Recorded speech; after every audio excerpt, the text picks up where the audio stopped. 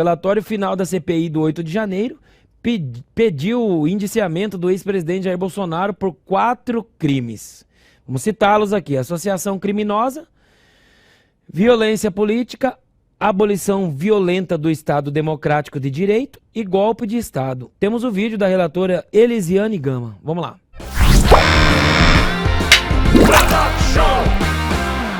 Primeiro a ser indiciado, Jair Messias Bolsonaro. É de conhecimento notório que Jair Messias Bolsonaro nunca nutriu simpatia por princípios republicanos e democráticos. Prova disso é a extensa documentação trazida ao conhecimento desta CPMI e que comprova tais fatos. Jair Bolsonaro foi eleito presidente da República e desde o primeiro dia de seu governo atentou contra as instituições estatais, principalmente aquelas que significavam de alguma forma obstáculo ao seu plano de poder. Em virtude, já bradava contra as instituições mesmo no século passado, defendendo em vários momentos ações da ditadura militar. Para atingir seu intento, o então presidente da República instrumentalizou não somente órgãos, instituições e agentes públicos, mas também explorou a vulnerabilidade e a esperança de milhares de pessoas.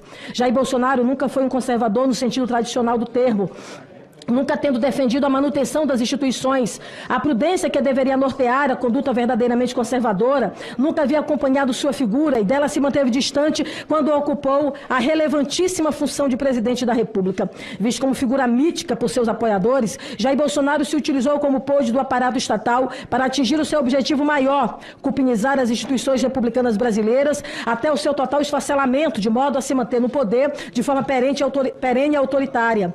O então presidente tem responsabilidade direta como mentor moral por grande parte dos ataques perpetrados a todas as figuras republicanas que impuseram qualquer tipo de empecilho à sua empreitada golpista. Agentes públicos, jornalistas, empresários, militares, membros dos poderes, todos sofreram ataques incessantes por parte de Jair Bolsonaro e de seus apoiadores. A caricatura, né, é uma técnica que a gente conhece, que você exagera determinados traços, né? Se usa muito para até dar uma comicidade, né? Uma coisa de exagero na orelha, exagero em uma parte. Isso é uma caricatura artística.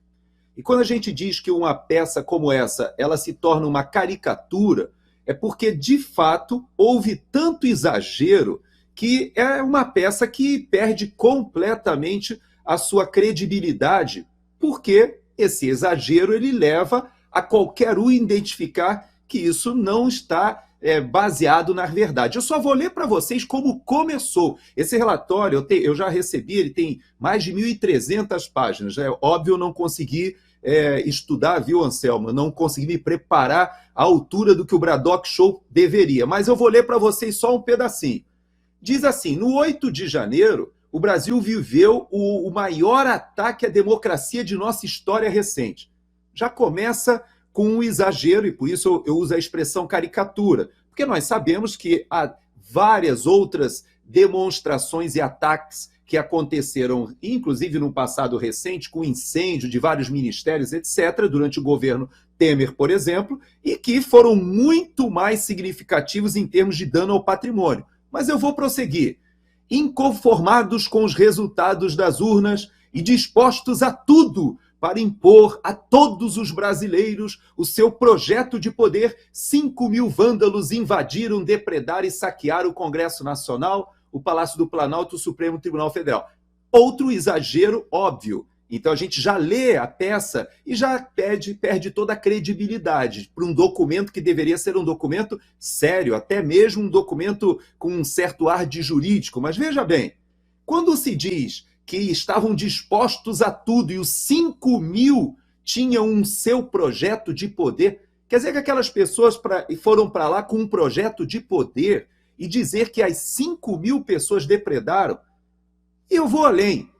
E aí ela diz o seguinte no finalzinho, olha que coisa ridícula, até de ler dá vontade de rir, de tamanha obviedade do que está sendo feito nesse documento. Veja só, as investigações aqui realizadas, os depoimentos colhidos, os documentos recebidos permitiram que chegássemos a um nome em evidência e a várias conclusões. O nome é Jair Messias Bolsonaro. Isso está escrito, gente.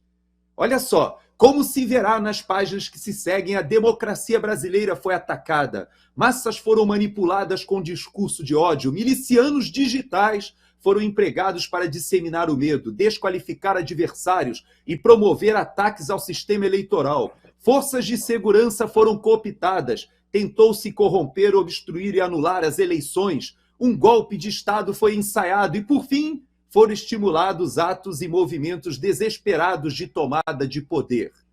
O 8 de janeiro é obra do bolsonarismo.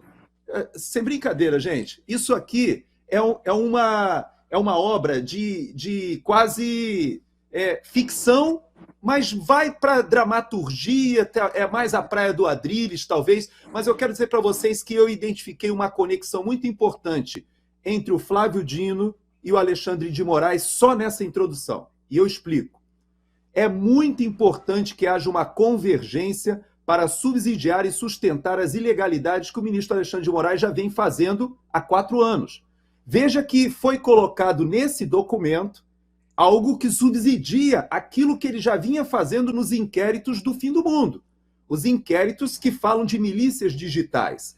Veja que nesse documento foi colocado que questionar o resultado das eleições fez parte disso tudo que foi transformado esse documento numa grande ode contra o bolsonarismo. Quando você sabe que uma CPI, de fato, é um instrumento político, você até entende que é claro que não sairia nada dali que não fosse com um viés político. Mas quando a gente lê esse documento, ele é tão exagerado que chega às raias da gente entender que ele tenta dar sustentação a algo ilegal que está fazendo a injustiça maior, eu gostei da expressão que o Adrilles usou de perversidade, de condenações de 17 anos. Agora saiu mais um lote de condenados. Eu estava lendo uma das mulheres que foi condenada, 50 e poucos anos, ali de Santa Catarina, 17 anos, ela chegou, ela estava gravando, estava mostrando pelo celular. Chegou ali depois de todas aquelas imagens que a CNN vazou já terem ocorrido. Aliás, aquelas pessoas nem foram presas, né? As que foram presas foram as que chegaram ali. E ela diz que ela entrou no palácio ali para se abrigar, inclusive, das bombas de gás que estavam sendo colocadas. E com quem que ela cruzou que a cumprimentou? Com ninguém, nada mais, nada menos que o general Gonçalves Dias, que até a cumprimentou. E ela entrou, ficou sentada ali, se abrigando, esperando acabar a confusão, só que a polícia militar chega, prende todo mundo que está ali e ela toma 17 anos de cadeia. Então, não depredou nada, não teve nenhuma intenção de golpe de Estado e nem tentou atentar, ou nem participou de nada para atentar contra a democracia, contra as instituições. E o pior, ainda tomou mais ali 2, 3 anos ali a mais, porque estava numa organização que foi formada armada, de violência. Nada disso. Todo mundo que conhece essa mulher lá de Santa Catarina sabe, é uma pessoa pacífica.